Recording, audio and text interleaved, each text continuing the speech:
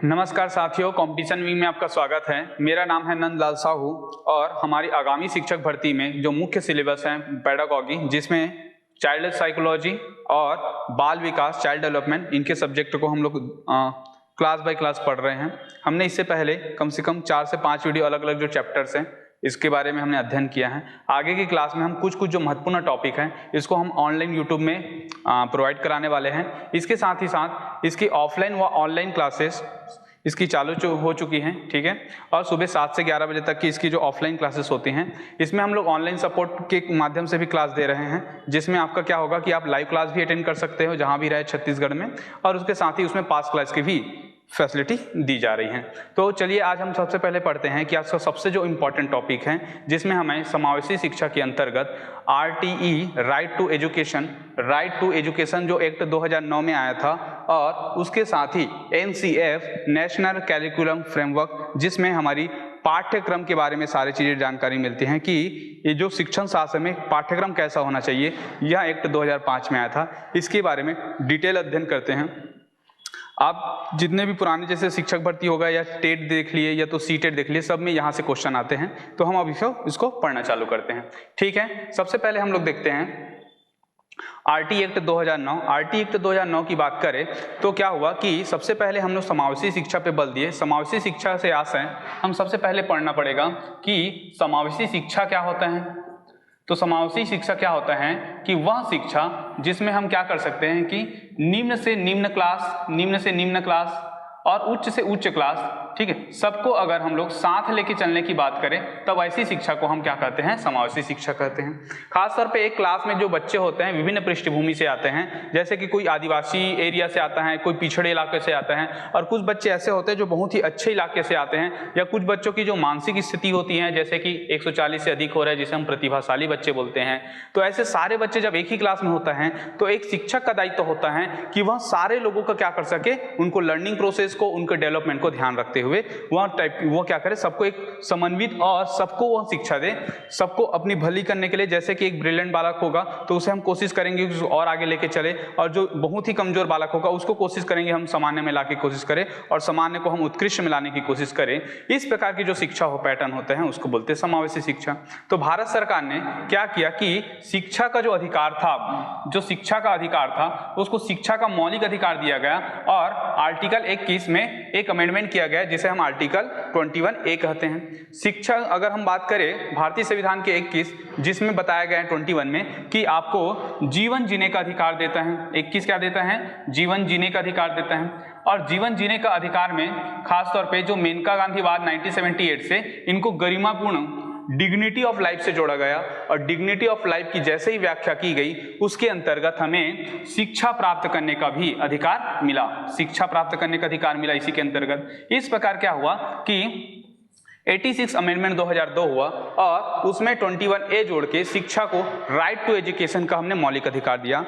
अगर इस एक्ट की बात करें तो भारत सरकार या भारत जो देश है वैश्विक स्तर पे 132वां नंबर का देश है जो शिक्षा को मौलिक अधिकार दिया गया है। मौलिक अधिकार क्या होता है, इसके अंतर्गत हम क्या करते हैं कि आपको गरीब से गरीब जो भी भारतीय नागरिक होगा जो भारत में रहता है उनको कम से कम 6 से 14 वर्ष तक के 6 से 14 वर्ष के अंतर्गत आपको, जैसे कि इसके अंतर्गत आपको कम से कम पहली से लेके 8वीं तक की जो कक्षा होगी वह पूर्णतः निःशुल्क एवं अनिवार्य मतलब कंपलसरी एजुकेशन प्रोवाइड कराने की गारंटी देता है। तो यह एक भारत सरकार के तरफ से बनाया हुआ कानून जिसे गारंटी देता है भारतीय संविधान के अंतर्गत। इसमें 6 से 14 वर्ष तक के सामान्य बालक के लिए होता है, और अगर वह दिव्यांग युक्त पुरुष होगा मतलब दिव्यांग बालक होगा तो उसको यहाँ एक्सटेंशन मिलता है, 6 से 18 वर्ष तक की सुविधा दी गई है कि उसको निःशुल्क व अनिवार्य शिक्षा दी जाएगी, ठीक है। अगर मूल रूप से यह कानून की बात करें तो यह 86 अमेंडमेंट 2002 21A हुआ था, और RT एक्ट क्योंकि ये संविधान में संशोधन हुआ था तो हमने क्या किया, एक रूल्स बनाए जिसे हम बोलते हैं RT एक्ट, जिसे हम क्या बोलते हैं, RT एक्ट 2009 कहते हैं। यह RT एक्ट 2009 कब से लागू हुआ, तो 1 अप्रैल 2010 से लागू हुआ, ये आपको जानना है। 1 अप्रैल 2010 से पूरे देश में लागू हो गया था।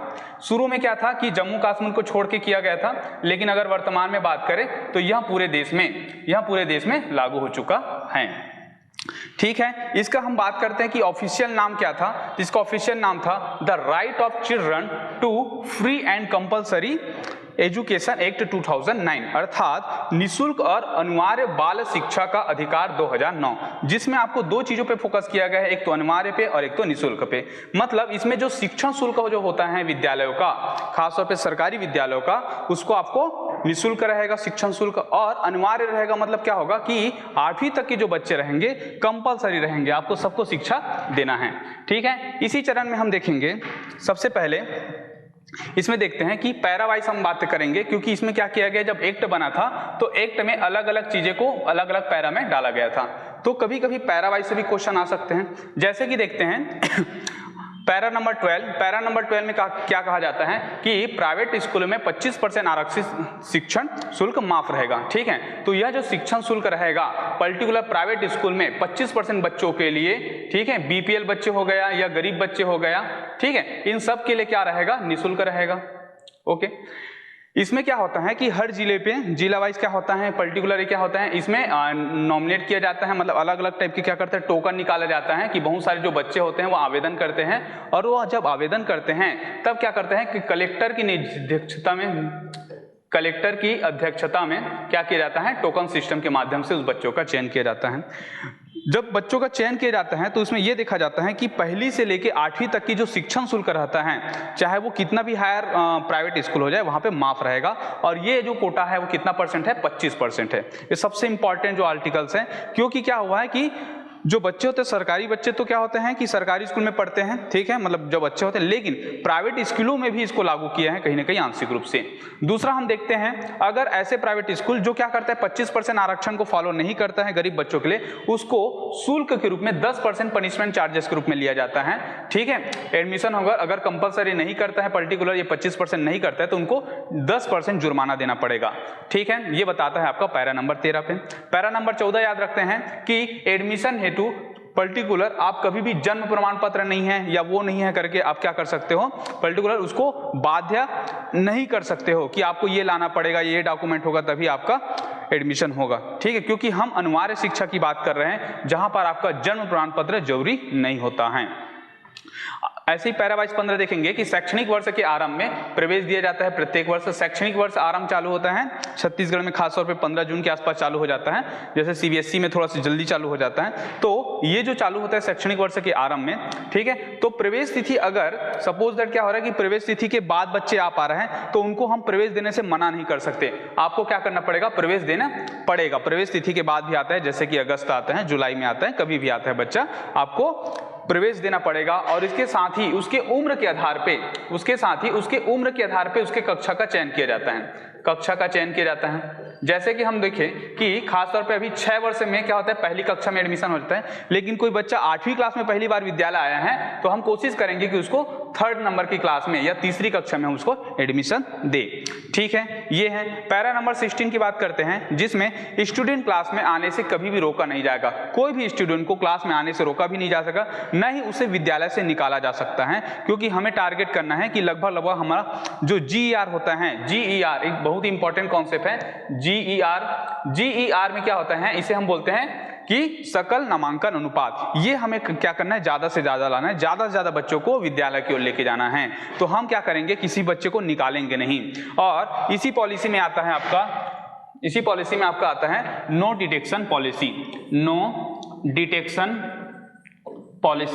नो डिटेक्शन पॉलिसी, अर्थात बच्चे को कम से कम 8वीं तक के, खासतौर पे आजकल 10वीं तक के चल रहे हैं कि 10वीं तक के किसी भी क्लास में रोका नहीं जाएगा, उनको लगभग पास किया जाता है, ग्रेडिंग सिस्टम के माध्यम से हो या अलग अलग मूल्यांकन करके। जो पहले चलता था इसमें व्यापक परिवर्तन हुआ है, जिससे हम कंपलसरी एजुकेशन के जो उद्देश्य हैं उनकी क्या कर सके, पूर्ति कर सके। आगे देखते हैं इसी चरण में पैरा नंबर 17, बच्चों को शारीरिक दंड नहीं दिया जाएगा। अब खासतौर पर RT एक्ट 2009 में सबसे इंपॉर्टेंट प्रोविजन में से रहा है कि शिक्षक के द्वारा कभी भी शारीरिक या मानसिक प्रताड़ना, ठीक है, बच्चों को नहीं दी जाएगी। ठीक है, जिससे क्या हो, बच्चे स्कूल में आने के लिए प्रोत्साहित हो, उनको दोस्ताना व्यवहार करना पड़ेगा आपको। तो ये हो गया हमारा, एक बार थोड़ा सा रिपीट कर लेते हैं। 12 नंबर में 25% का आरक्षण दिया जाता है, पैरा नंबर 13 में 10% आपको जुर्माना लेना पड़ेगा। 14 में देखें तो जन्म प्रमाण पत्र के जरूरी नहीं होता है एडमिशन के लिए। 15 की बात करें तो आपको शैक्षणिक वर्ष के आरंभ में या तो उसके बाद भी आपको एडमिशन दिया जाएगा, और स्टूडेंट को क्लास में आने से रोका नहीं जाएगा। नो डिटेक्शन पॉलिसी चल रहा है, कभी बच्चे को फेल नहीं किया जाएगा, कम से कम आपको 8वीं तक की क्लास में, ठीक है। और विद्यालय से कभी निकाला भी नहीं जाएगा, और बच्चों को शारीरिक दंड भी नहीं जाएगा। ये सारे प्रोविजंस है। इसी चरण में और आगे चलते हैं, जैसे कि देखते हैं पैरा नंबर 19, इसमें कहा जाता है कि मान्यता प्रमाण पत्र अगर नहीं है, ठीक है, कोई भी संस्थान जो होगा, कोई भी जो संस्थान होगा, तो संस्था क्या करते हैं, उनको पर्टिकुलर, जैसे कि हमारे छत्तीसगढ़ में अगर विद्यालय है तो उसको माध्यमिक शिक्षा मंडल क्या करता है, उनको मान्यता देता है कि हाँ आप इस साल 10वीं के पेपर ले सकते हैं, 8वीं का पेपर ले सकते हैं, या फिर 8वीं की क्लासेस चला सकते हैं प्राइवेट स्कूलों में। तो उनको क्या करता है, मान्यता प्रमाण पत्र मिलता है। कई स्कूलों में क्या होता है कि पर्टिकुलर उसका मानक होता है कि आपके पास प्ले स्कूल होना चाहिए, आपके पास शौचालय की व्यवस्था होनी चाहिए, आपके पास गार्डन होना चाहिए, ऐसे बेसिक मानक होते हैं। अगर वो मानक को पूरा नहीं करते तो उनको मान्यता प्रमाण पत्र नहीं दिया जाता है। अगर उनको दे भी दिया जाता है तो कम से कम 3 साल के अंतर्गत, कितने साल के अंतर्गत, 3 साल के अंतर्गत उस मानक को पूरा करना रहता है। ये स्पेशल गाइडलाइन होता है विद्यालय के लिए, क्योंकि एक विद्यालय में बेसिक फैसिलिटी का होना जरूरी है, क्योंकि जैसे कि आसपास गार्डन हो गया, शौचालय हो गया, बहुत सारी फैसिलिटी की जरूरत पड़ता है, ठीक है। इसी आधार पे ही कोई भी विद्यालय को हम मान्यता प्रमाण देते हैं, मतलब उसको मान्यता दिया जाता है। ये है पैरा नंबर 19 में 3 साल के अंदर उस मानक को कंप्लीट करना होता है। आगे देखते हैं 24, इसमें आपके शिक्षक के जो दायित्व होते हैं, क्या क्या कर्तव्य होते हैं, हाँ शिक्षकों को कैसा पढ़ाना है, बेसिक जो हमारे जो रिस्पॉन्सिबिलिटीज हैं, ठीक है, शिक्षकों के, उनको बताया गया है। पैरा नंबर 27 की बात करें, इसमें बताया जाता है कि जो शिक्षक होगा उसे शिक्षण कार्य के अलावा किसी अन्य कार्य में संलग्न नहीं किया जाएगा। क्या हो रहा है कि हम शुरू में देखते थे कि टी 2009 के पहले शिक्षकों को बहुत सारे व्यापक कार्यों में लगा दिया जाता था, जैसे कि हो गया कि कुछ सरकारी काम हो रहा है, कोई गणना हो रहा है, और भी कुछ चीजें हो रहे हैं। जो क्या होता था, अदर एक्टिविटीज में पंचायत विभाग का काम था या और कोई विभाग का काम था, जिससे क्या होता था कि बच्चों की पढ़ाई प्रभावित होती थी ना। तो इसको देखते हुए आरटी 2009 में बोला गया कि शिक्षक को किसी भी कार्य में नहीं लगाया जाएगा, और जब लगाया जाएगा तो उसमें भी 3 अपवाद आपको याद रखने हैं। पहला नंबर जो अपवाद होगा वो होगा आपका इलेक्शन, दूसरा हो जाएगा आपका जनगणना, सेंसस मतलब जनगणना, और तीसरा क्या हो जाएगा आपका आपदा प्रबंधन, ठीक है। क्यों होता है, क्योंकि यह बहुत इंपॉर्टेंट होता है हमारे राष्ट्र हित के लिए, और इसमें क्या होता है कि जो टीचर होते हैं वो व्यापक स्तर पे ग्रामीण इलाकों में फैले हुए होते हैं, इससे क्या होता है कार्य आसानी से होते हैं। जनगणना के अधिकार पे देखें तो राष्ट्रीय चुनाव आयोग को इलेक्शन की बात करें, अगर चुनाव की बात करें तो राष्ट्रीय चुनाव आयोग को अधिकार होता है कि वह कुछ जो अधिकारी होते हैं, जो लोक कर्तव्य होते हैं, उनको अटैच कर सकते हैं इलेक्शन को अच्छे से कराने के लिए। जैसे कि बैंक अधिकारी को वो क्या कर सकता है, लगा सकता है, टीचर को लगा सकता है, ठीक है। तो अदर जो प्रोफेशन होते हैं उनको भी वो क्या कर सकता है, इलेक्शन के लिए संलग्न कर सकता है। इसी चरण में देखेंगे जनगणना वर्ष होते हैं जो हर 10 साल में होते हैं, वहां भी टीचरों को लगा सकते हो। और डिजास्टर मैनेजमेंट, जैसे कि अभी हाल ही में क्या हुआ था, जब कोरोना आपदा आई थी तब उसमें क्या गया था, वैक्सीनेशन के लिए या फिर कितने लोग प्रभावित हो रहे हैं, इन सब के लिए डाटा तैयार करने के लिए शिक्षकों को अटैच किया गया था, ठीक है। तो ये 3 केवल काम ऐसे हैं जिसमें आप शिक्षण जो रहेगा शिक्षण कार्य के छोड़ कर सकते हैं, बाकी किसी में नहीं कराया जाएगा, ठीक है। आगे देखते हैं पैरा नंबर 21, शिक्षक प्राइवेट ट्यूशन नहीं पढ़ा सकता, ठीक है। जिससे क्या होता है कि बच्चे जो होते हैं या टीचर होता था वह सरकारी खजाने से अपने मेहनत के बदले क्या करता है, वो सैलरी लेता है, और उसके साथ साथ क्या करता था कि स्कूलों में टाइम नहीं देके प्राइवेट ट्यूशंस में ज्यादा टाइम देता था। तो इनको कहीं ना कहीं आरटी एक्ट के माध्यम से रोका गया है कि कोई भी सरकारी टीचर होगा वह प्राइवेट ट्यूशन नहीं ले सकता, ठीक है। आगे देखते हैं तो 19, 24, 27, 28 आप क्या करेंगे कि इसको पर्टिकुलर इसको पैरावाइज से याद करें, क्योंकि पैरावाइज भी आ सकता है। तो 20 हमने 19 में पढ़ा, जिसमें क्या होगा कि संस्थान को मान्यता प्रमाण पत्र के लिए 3 साल तक के ही ज्यादा, उससे ज्यादा टाइम नहीं देंगे। 24 में इसके रिस्पॉन्सिबिलिटीज को बताया गया है। 27 की बात करें जिसमें शिक्षकों को 3 सेक्शन, खासतौर पर इलेक्शन, सेंसस और डिजास्टर मैनेजमेंट के छोड़ किसी अन्य कार्य में नहीं लगाया जाएगा, और वह प्राइवेट ट्यूशन नहीं ले सकता अगर वह गवर्नमेंट टीचर है तो। आगे देखते हैं कि सेटअप प्लान इन स्कूल की हम अब बात करेंगे कि एक स्कूल में क्या होता है, सेटअप प्लान होता है कि पर्टिकुलर कितने टीचर होना चाहिए, कितने बच्चे होना चाहिए, कितने बच्चों पे एक टीचर होना चाहिए, ये सेटअप प्लान बना हुआ है। तो आरटी 2009 पे जो बना हुआ है वो है आपका, अगर वो प्राइमरी एजुकेशन है, प्राइमरी स्कूल मतलब पहली से 5वीं तक का है, तो उसका जो सेटअप होता है कि 30 बच्चों पे एक टीचर होना चाहिए, ठीक है। 30 बच्चों पे खासतौर पे एक टीचर होना चाहिए। लेकिन अगर यही यही माध्यमिक स्तर पे चला जाता है या उच्चतर माध्यमिक प्राथमिक स्तर पे चला जाता है तो यह 35 से 1 हो जाता है कि 35 बच्चों पे एक टीचर होना चाहिए। लेकिन अगर आपके विद्यालय में 200 से अधिक बच्चे हो जाते हैं तो आप 40 से 1 तक के भी कर सकते हैं, क्योंकि ज़्यादा बच्चे होते हैं तो टीचर भी ज़्यादा चाहिए। लेकिन कुछ यहाँ पर रिलायबल दिया गया है कि अगर 200 से अधिक बच्चे होते हैं तो 40:1 हो सकता है। तो आपको इंपॉर्टेंट याद रखना है 30:1 प्राइमरी के लिए, 35:1 आपका मिडिल और हायर सेकेंडरी के लिए, उच्चतर प्राथमिक स्तर के लिए, और 200 से अधिक हैं तो 40:1 होता है। ठीक है, तो ऐसे बेसिक फैक्ट हैं जो बहुत सारे एग्जाम में हमें देखने को मिलते हैं। हम आगे चरण में चलते हैं,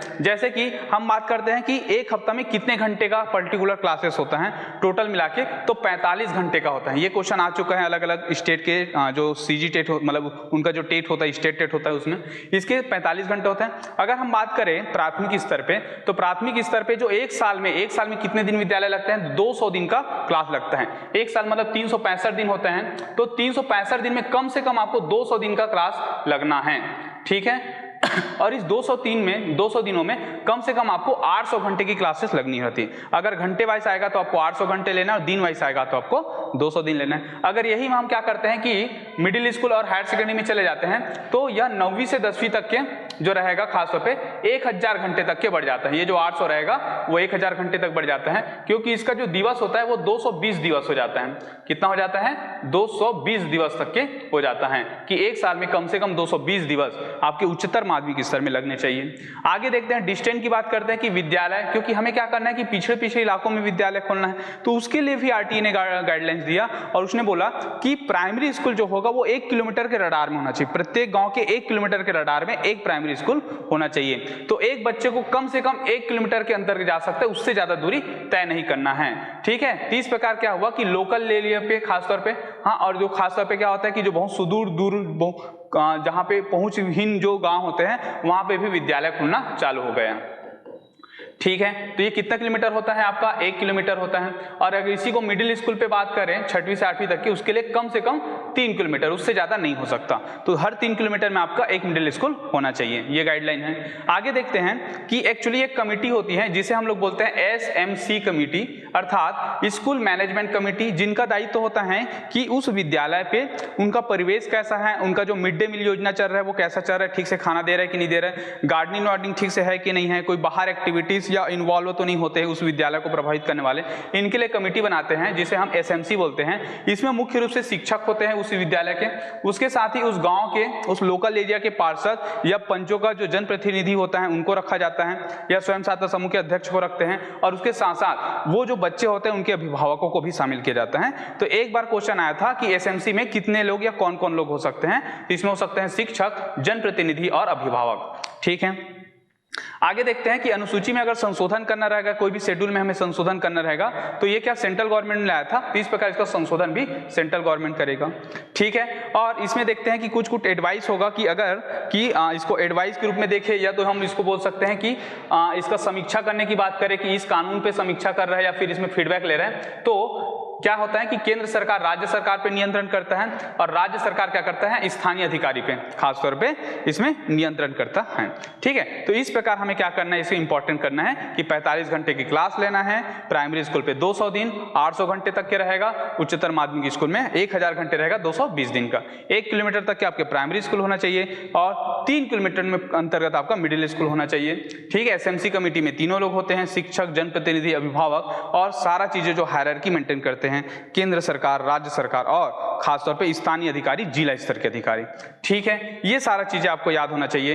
कुछ अगर हम इसमें बात करें कि कैसा पैटर्न फॉलो करते हैं खासतौर पे, तो एक जो होता है, इसे हम जिला स्तर पे बात करें तो इसे हम बोलते हैं DO ऑफिसर, जिला शिक्षा अधिकारी।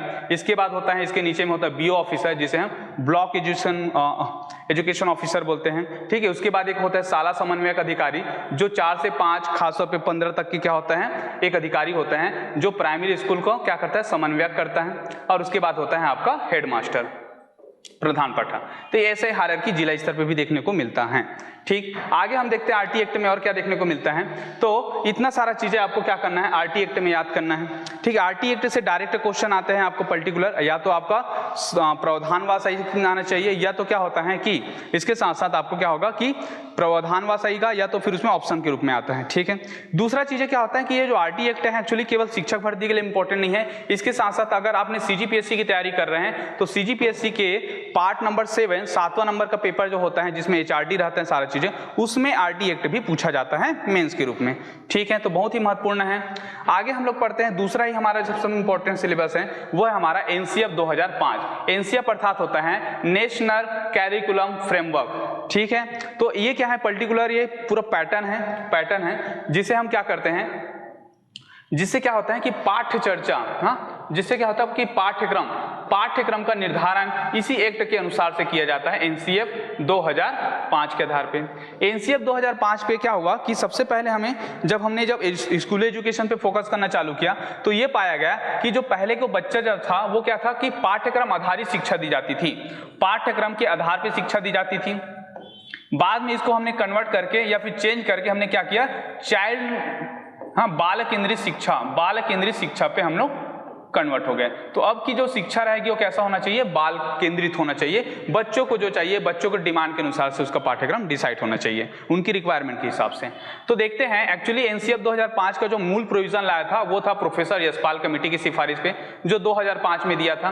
2005 में उन्होंने सिफारिश दिया था कि ऐसे ऐसे पाठ्यक्रम होना चाहिए करके, तो हमने एनसीएफ 2005 लाया। इससे पहले प्रोफेसर यशपाल सर एक और सिफारिश कर चुका था, वो था बच्चों के जो बैग था कि कितना केजी का बैग होना चाहिए, क्योंकि उसको क्या होता है भार होता है बहुत ज्यादा। तब उसने 1992 के आसपास में एक पैरामीटर्स बनाया था कि इतने क्लास के बच्चे होंगे तो इतने केजी का ही उसका बस्ता होना चाहिए करके। ठीक है, ये पिछले बार के सीजीपीएससी मेंस में भी क्वेश्चन आया था यहाँ से।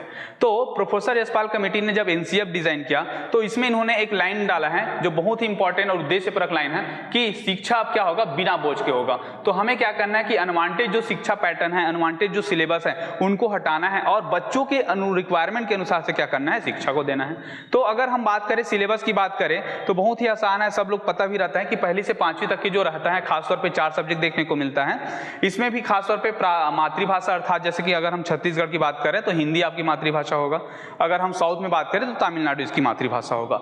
दूसरा होगा आपका द्वितीय लैंग्वेज कोई भी, जैसे कि इंग्लिश को हमने द्वितीय लैंग्वेज के अंतर्गत रखते हैं। और एक होता है आपका गणितीय शिक्षण और एक होता है पर्यावरण शिक्षण। पर्यावरण शिक्षण भी आपका तीसरी और चौथी में देखने को मिलेगा। तो पहली, दूसरी, तीसरी तक के आपको केवल 3 लैंग्वेज की शिक्षा दी जाती है। ठीक, मतलब 3 लैंग्वेज बोलते 3 सब्जेक्ट की शिक्षा दी जाती है, मातृभाषा, अंग्रेजी और गणित करके। इसके साथ साथ देखना कि आजकल क्या हो रहा है कि कुछ एक्स्ट्रा कैरिकुलर के माध्यम से, ठीक है, कुछ और जोड़ा जा रहा है, जिसमें से पहला होता है कला एवं शिल्प, दूसरा होता है आपका शारीरिक विकास और तीसरा होता है आपका कार्य अनुभव। जिसमें से शारीरिक विकास का एक योगा का पुस्तक दी जाती है, कार्य अनुभव के आधार पर कुछ उनको प्रैक्टिकल कराया जाता है, और हमारा painting class, drawing class, dancing class थोड़ा कहीं कहीं फॉर्म पे देखने को मिलता है। व्यवहारिक रूप से देखें तो यह बहुत सी पैटर्न अभी भी फॉलो नहीं की जाती हैं, ठीक है, लेकिन कहीं ना कहीं हमने एक पैरामीटर्स बना के रखे हैं कि प्राइमरी स्कूलों में ये सारे शिक्षण भी रेगुलर रूप से होने चाहिए। ठीक है, अगर हम वही मिडिल स्कूल में बात करें 6 से 8वीं तक के, तो आपकी एक मातृभाषा जिसे विशिष्ट हिंदी बोलते हैं, अंग्रेजी हो जाएगा आपका, और एक होगा अन्य भाषा। तीसरी अन्य भाषा में अलग अलग विद्यालय में अलग अलग होते हैं, जैसे छत्तीसगढ़ में ज्यादातर स्कूल में संस्कृत की शिक्षा दी जाती है, कई स्कूलों में उर्दू को या कोई अन्य लैंग्वेज जैसे पंजाबी स्कूल, गुजराती स्कूल, वहां पे भी पंजाबी और गुजराती पढ़ा किया जाता है। तो ये तीसरा लैंग्वेज कहलाता है। इसके साथ ही आपके आर्ट्स के बारे में जानकारी दी जाती है। एक होगा आपका जैसे कि विज्ञान, एक होगा आपका सामाजिक अध्ययन और एक होगा गणित। ऐसे टोटल 6 सब्जेक्ट आपके 6वीं से 8वीं में देखने को मिलते हैं, जो कि कंपलसरी रहते हैं सारे बच्चों के लिए। ठीक है, आगे हम देखते हैं इसी पैटर्न में कि 9वीं 10वीं में क्या सिलेबस रहता है। तो 9वीं 10वीं का जो सिलेबस होता है अकॉर्डिंग टू 6वीं के अनुसार ही सारा चीजें होता है, जो 6 सब्जेक्ट हमने पढ़े हैं। इसके साथ साथ इसमें कुछ एक्स्ट्रा और एक्टिविटीज जोड़ा जाता है कि जिसमें से सबसे पहला जो होता है आपके कंप्यूटर शिक्षा सबसे इंपॉर्टेंट है कि 9वीं 10वीं से चालू की जाती है। दूसरा होता है आपकी कार्य शिक्षा, मतलब आपका प्रैक्टिकल होगा अपनी 9वीं 10वीं में। ठीक है, एक होगा आपकी शांति शिक्षा जिसे हम बोलते हैं मोरल एजुकेशन, नैतिक शिक्षा बोल सकते हो आप, नैतिक शिक्षा का पाठ पढ़ाया जाता है। ठीक है, और एक होता है आपका कला शिक्षा। तो ये 4 सब्जेक्ट होते हैं। ऐसे 11वीं 12वीं में हम बात करेंगे तो 11वीं 12वीं में क्या होता है कि साइंस के बच्चे अलग ले सकते हैं सब्जेक्ट, आर्ट्स के बच्चे अलग सब्जेक्ट लेना चालू करते हैं, कई जगह होम साइंस पढ़ाया जाता है, एग्रीकल्चर साइंस पढ़ाया जाता है, तो उनके अलग अलग करके बाइफरगेट ना उनको अलग से डिजाइन किया गया है। ओके, ये भी नॉर्मल रहता है कि साइंस के सब्जेक्ट में खासतौर पर फिजिक्स, केमिस्ट्री, बायो और मैथ्स। हाँ, कला के सब्जेक्ट में देखेंगे तो खासतौर पे इतिहास हो गया, राजनीति हो गया, समाज शास्त्र हो गया, दर्शन शास्त्र हो गया, ठीक है, ये सारे सब्जेक्ट जुड़ते हैं। वैसे ही जब आप कॉमर्स के सब्जेक्ट लेंगे तो आपको मैनेजमेंट पढ़ना है, फाइनेंस पढ़ना है ना, और आपको अकाउंट पढ़ना है, तो ऐसे डिवाइड किया गया है। ओके, तो ये हुई हमारी सारी चीजें किसके कि इनके सिलेबस या पाठ्यक्रम क्या होने चाहिए। इसके साथ साथ जब पाठ्यक्रम डिजाइन किया जाता है तब उस पाठ्यक्रम में उस पर्टिकुलर सब्जेक्ट को डालते हैं तो उसका उद्देश्य क्या होता है, ये सबसे इंपॉर्टेंट पार्ट होता है एनसीएफ में। अगर हम टीचर भर्ती के अकॉर्डिंग देखें तो इस भाषा को या उस सब्जेक्ट को क्यों डाला गया है, तो सबसे पहला मेरा जो आता है वो होता है आपका भाषा विज्ञान या भाषा शिक्षण के उद्देश्य। सबसे पहला जो क्वेश्चन है, भाषा शिक्षण के उद्देश्य एनसीएफ के अनुसार क्या क्या होना चाहिए, क्या क्या रिक्वायरमेंट होता है भाषा पढ़ाने के दौरान बच्चों को, जिसे हम पूरा करना चाहिए शिक्षण के माध्यम से। सबसे पहले देखें तो समृद्ध पाठ्यक्रम होना चाहिए, पर्टिकुलर जो भी चीजें हिंदी पढ़ रहे हैं, इंग्लिश पढ़ रहे हैं तो सारे ग्रामर कंप्लीट होने चाहिए आपका। दूसरा, पुस्तकें एक से अधिक भाषा में होनी चाहिए, अनुवादक के रूप में होना चाहिए कि अंग्रेजी हो रहा है तो उसमें बीच बीच में हम हिंदी का उपयोग करें, ताकि क्या होगा कि एक से अधिक भाषा मतलब इंग्लिश में भी होना चाहिए, संस्कृत में भी होनी चाहिए, हाँ हिंदी में भी होना चाहिए, तो आपकी पुस्तकें एक से अधिक भाषा में उपयोगी होना चाहिए या फिर आपके सामने अवेलेबल होना चाहिए। तीसरा देखते हैं आपका टीचर सपोर्ट, टेक्नोलॉजी सपोर्ट होना चाहिए कि आपकी जो भाषा है खासतौर पे वर्तमान टेक्नोलॉजी पे आजकल जो अखबार आ रहे हैं, आजकल अलग अलग ब्लॉगिंग आ रहा है, ट्विटर्स आ रहा है, तो ऐसे क्या होना चाहिए कि आपकी जो भाषा अलग अलग माध्यम से भी कोशिश करते हैं, जैसे कि पत्राचार अर्थात देखना कि प्रत्येक विद्यालय में अखबार आना चाहिए और अखबार भी कम से कम 2 लैंग्वेज में आना चाहिए, हिंदी इंग्लिश ऐसे करके, या कोई मातृभाषा हो रहा है वहां पे आना चाहिए उस स्कूल में। और रेडियो और टेलीविजन के माध्यम से भी आप क्या कर सकते हो कि उस भाषा शिक्षण को या भाषा की जो ज्ञान होता है उनको आप बढ़ा सकते हो, ठीक है। जैसे बीच बीच में प्रोग्राम चला था कि हर एक विद्यालय में एक रेडियो दिया जाता था जहां पे आपको इंग्लिश में और हिंदी में समाचार प्रोवाइड कराया जाता था, और कुछ कुछ जगह टेलीविजन की सुविधा भी दी गई है। ओके, तो ये हमारा क्या होता है भाषा शिक्षण के उद्देश्य होते हैं। ये हिंदी पेडोलॉजी जो आता है जिसमें हम लोग क्या पढ़ेंगे कि भाषा के शिक्षण के उद्देश्य क्या होता है, क्या क्या चीजें होते हैं, वो सारे चीजों में भी इंपॉर्टेंट होता है। इसी चरण में हम लोग देखेंगे कि एनसीएफ 2005 में गणितीय शिक्षण के क्या उद्देश्य होता है, गणित पढ़ाने के लिए या क्या क्या हम उद्देश्य रख सकते हैं। सबसे पहला जो होता है गणित में क्या होता है, क्षमताओं का विकास। गणितीय क्षमताओं का विकास मतलब आपका जोड़ना हो गया, घटाना हो गया, ठीक है, गुना हो गया, ये सारा क्षमता जो होता है वो आपका विकास होना चाहिए।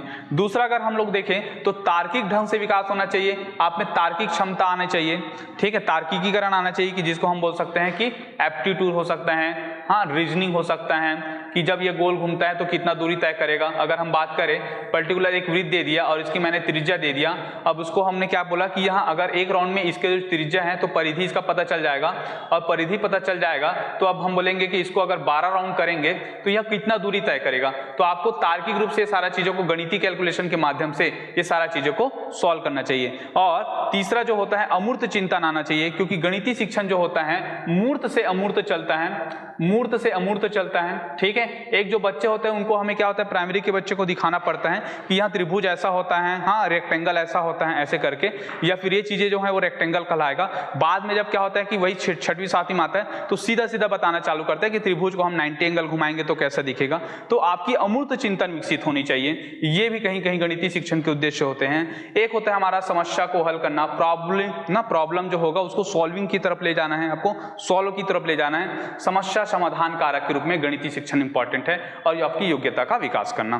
तो ये क्वेश्चन भी आपका आता है कि निम्न में से कौन सा उद्देश्य गणितीय शिक्षण में नहीं आता है, ठीक है, ऐसे करके भी क्वेश्चन देखने को मिलते हैं। आगे देखते हैं इसी चरण में, जैसे कि हम बोलते हैं कि साइंस पढ़ाने के उद्देश्य क्या होते हैं बच्चों में, ठीक है। तो साइंस के जो मेन एक्चुअली होता है 6वीं क्लास से चालू होता है, लेकिन कुछ कुछ अंश जो होते हैं पर्यावरण में, हाँ पर्यावरण में आपको तीसरी क्लास से देखने को मिलते हैं कि आप क्या करते हैं, आपके आसपास के जो वातावरण होते हैं उसको कुछ कुछ एक्सपेरिमेंटल या ऑब्जर्वेशन का पार्ट को बोला जाता है। जैसे कि तीसरी और चौथी में जो पर्यावरण होता है उसका मुख्य उद्देश्य क्या होता है, आपकी ऑब्जर्वेशन होता है कि आप पर्यावरण में आसपास के पेड़ पौधे जीव जंतु इन सबको देखें। हाँ, दूसरा होता है आपके प्रति परिकल्पना आप निर्माण कर सकें, और उस परिकल्पना निर्माण के आधार पर आपको एक निष्कर्ष निकाल सके, और उस निष्कर्ष को क्या कर सके आप टेस्ट कर सके कि हाँ मैंने ये निष्कर्ष निकाला तो मैं वहां जाके करूंगा तो वहां पे क्या चीजें होगा। और इस सबका उद्देश्य, जो मूल उद्देश्य अगर हम सामाजिक और नैतिक रूप से देखें तो कहीं ना कहीं वर्तमान दौर की जो गरीबी है, ठीक है, या हमारा जो अंधविश्वास है, इनको हम क्या कर सके, लॉजिकल रूप से उनको गलत ठहरा सके और जो सही चीजें हैं उनको हम मान सके, ठीक है, और हमें अज्ञानता से मुक्ति मिल सके। सबसे मेन जो उद्देश्य होता है आपकी गरीबी, अंधविश्वास और अज्ञानता से मुक्ति साइंस पढ़ाने के उद्देश्य होते हैं, ठीक है। तो ये आपको याद रखना है। इन सबको अगर हम बात करें अवलोकन, परिकल्पना, निष्कर्ष और निष्कर्ष के परीक्षण को, तो इसको बोलते हैं experimental method. Experimental method, experimental method, ठीक है। ये होता है हमारा विज्ञान पढ़ाने के उद्देश्य। आगे देखते हैं इसी चरण में एक होता है हमारा सामाजिक अध्ययन। सामाजिक अध्ययन की अगर हम लोग बात करें तो यह थोड़ा सा क्या होता है, आंशिक रूप से पर्यावरण में जुड़ा रहता है, लेकिन मुख्यतः यह चालू होता है 6वीं क्लास में। जब क्या होता है कि इसमें मुख्यतः ज्यादातर जैसे 6वीं क्लास में होता है, पहला जो सब्जेक्ट होता है वह इतिहास होता है, हाँ, दूसरा हमारा क्या होता है, संविधान होता है या राजनीति होता है, तीसरा हमारा जो हो जाता है भूगोल हो जाता है, हाँ, भूगोल, और चौथा हो जाता है अर्थव्यवस्था। इसके साथ साथ जैसे कि आप 6वीं से जब 9वीं 10वीं में जाएंगे या फिर जब आप क्या करेंगे कि 11वीं 12वीं में जाएंगे तो इसके साथ भी और बहुत सारे सब्जेक्ट जुड़ते हैं, जैसे कि आपका समाज शास्त्र जुड़ेगा, जैसे कि आपका मनोविज्ञान जुड़ जाता है, मनोविज्ञान करके, ठीक है। ये सारा सब्जेक्ट क्या होता है, हमें आर्ट्स के फॉर्म में या सामाजिक अध्ययन का हिस्सा होता है। अगर हम ये सारा अध्ययन करने का उद्देश्य को देखें कि क्यों पढ़ाया जाना चाहिए, तो बच्चों में खास तौर पे आपकी क्रिएटिविटी की भावना, जो कि क्योंकि ये है कला, हाँ, और कला क्या होता है, हमेशा कला जो होता है वह सृजनात्मकता, क्रिएटिविटी क्रिएट करता है। तो यह क्रिएटिविटी का उद्देश्य आपको हमें रखना है कि बच्चों में क्या होनी चाहिए, क्रिएटिविटी की भावना आनी चाहिए। दूसरा होता है सौंदर्य परख। कभी भी इसको हम बोल सकते हैं कि प्रेजेंटेशन अच्छा होना चाहिए, अगर वो आर्ट्स बैकग्राउंड का है, उसको दिखाने के तरीके, तथ्यों को दिखाने के तरीके जो होगा, जैसे कि पेंटिंग क्लासेस हो गया, हाँ, पेंटिंग हो गया। इसी में अगर हम बात करें मैपिंग की बात कर ले, ये गुण का विकसित हो जाना चाहिए, मैपिंग कैसे कर पा रहा है, ठीक है। जैसे कि हम बात करें डायग्राम की बात करें कि वो डायग्राम कैसे बना पा रहा है, हाँ, वंशावली हो गया या तो बार कोड हो गया। तो ये सारा चीजें का जो गुण होता है कहीं ना कहीं वो सौंदर्य परक रूप से दिखा सके ना, ये सारा गुण क्या होता है, सामाजिक अध्ययन को पढ़ाने के पीछे हमारा मेन उद्देश्य होता है।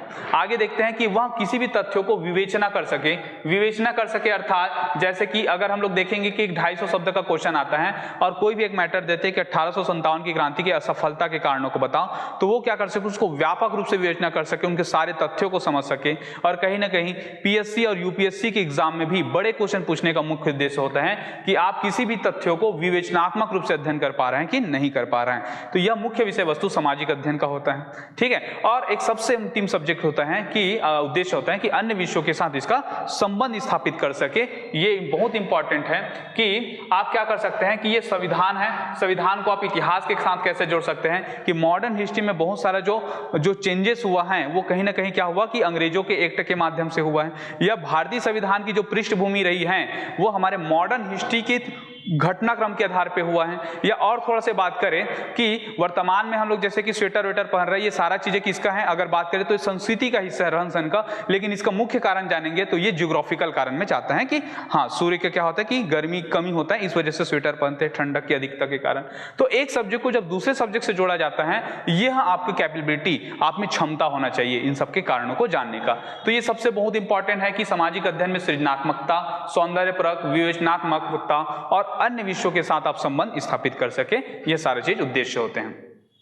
आगे देखते हैं कि शांति शिक्षा अर्थात हमारा जो नैतिक शिक्षा होता है, हाँ, मोरल एजुकेशन, इसके उद्देश्य क्या होता है कि वर्तमान में इन सबका उद्देश्य क्या हो रहा है, क्यों पढ़ाया जा रहा है, इनको क्यों बल दिया जा रहा है। तो अगर बात करें तो वर्तमान समाज में हमारा धीरे धीरे क्या हो रहा है कि नैतिक हमारी जो नैतिकता है वो क्षरण होती जा रही है। लोग क्या हो रहा है कि स्वार्थी हो जा रहा है, जगह जगह हमें भ्रष्टाचार, ये सारी चीजें देखने को मिलते हैं, सार्वजनिक संपत्तियों का नुकसान किया जाता है।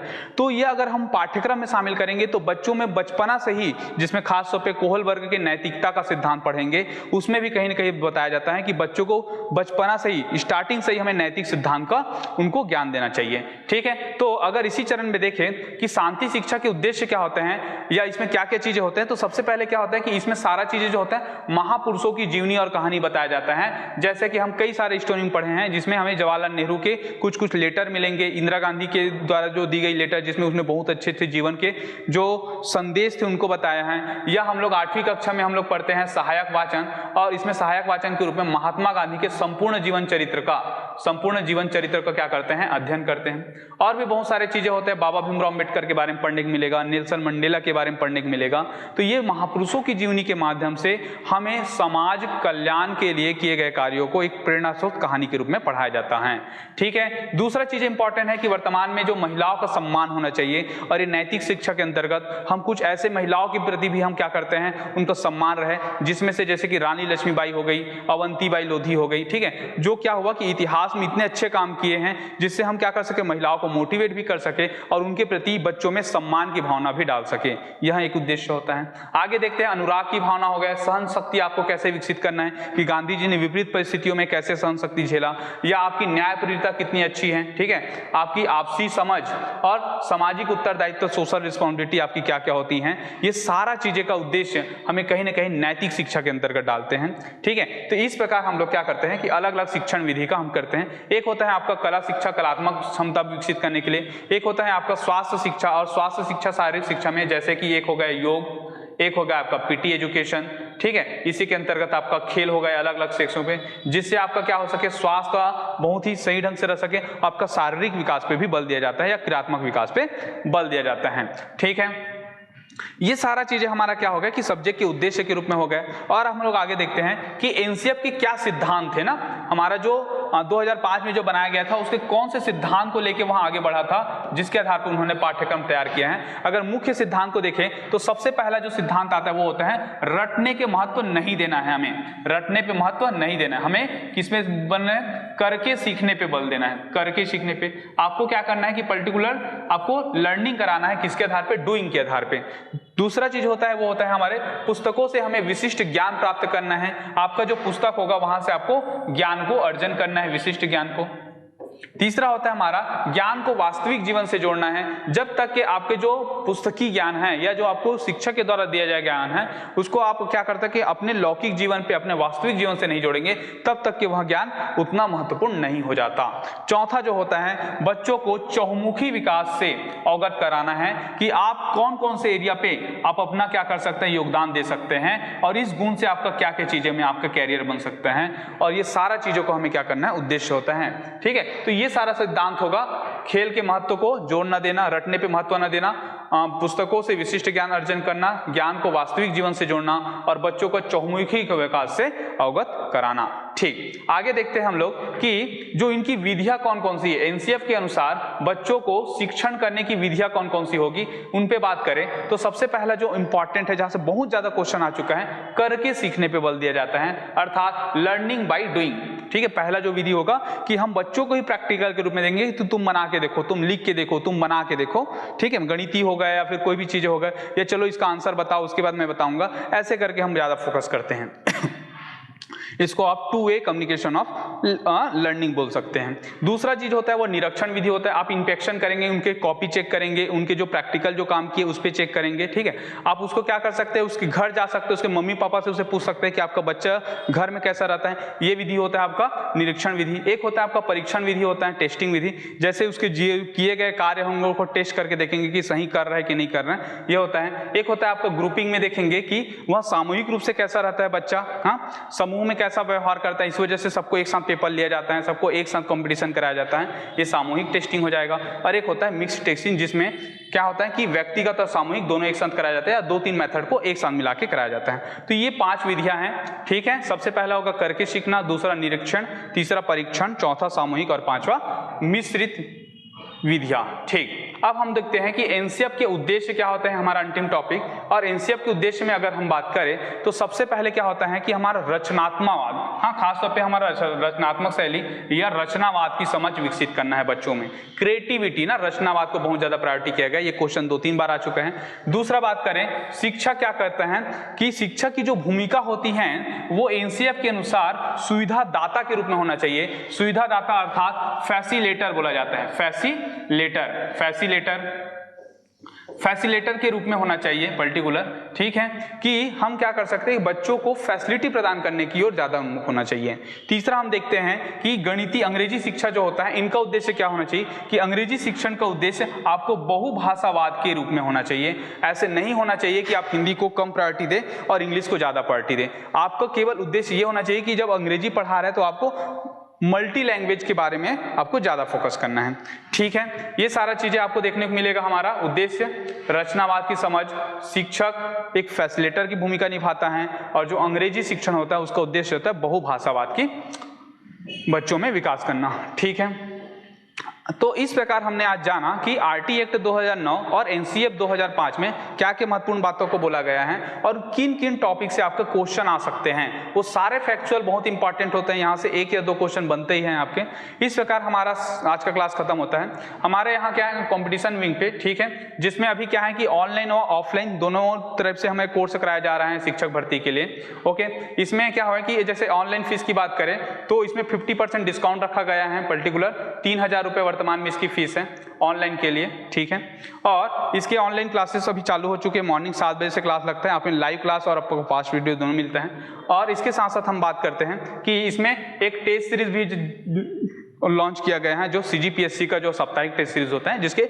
सेकेंड फेज के हम लोग चरण में पहला फेज जो कंप्लीट हो चुका था, जो पूर्णतः निःशुल्क था, और जो सेकेंड फेज है उसमें खास तौर पे अगर हम बात करें तो यह 5 नवंबर से चालू हुआ है, और इसमें टोटल 22 टेस्ट आपको देखने को मिलेंगे। ठीक है, जो बहुत ही टॉपिक वाइज एनसीईआरटी बेस पे रहेगा, और वर्तमान शिक्षा प्रणाली पे जो सीजीपीएससी जिस प्रकार से क्वेश्चन आ रहा है प्री के हिसाब से, तो क्या हो रहा है कि हमारे जो पुराने जो पद्धति हो रहा है, जैसे कि कई सारी चीजें हो रहा है कि हम पुस्तक को पूरा पढ़ते हैं लेकिन एक भी क्वेश्चन नहीं फंस रहा है, उसको हम देखते हुए क्या कर रहे हैं, टेस्ट सीरीज लॉन्च किए हैं, जिसमें अगर कि वर्तमान में पैटर्न कैसा है क्वेश्चन का, उस आधार पे दिखा गया है। अगर हम इसकी ऑफलाइन फीस की बात करें टेस्ट सीरीज का 399 रुपये मात्र, और ऑनलाइन की बात करें वो 199 रुपये, जो एप्लीकेशन के माध्यम से आप टेस्ट दे सकते हैं। ठीक है, तो आप पढ़ाई कंटिन्यू करिए और आगे मिलते हैं। Okay, all the best, thank you.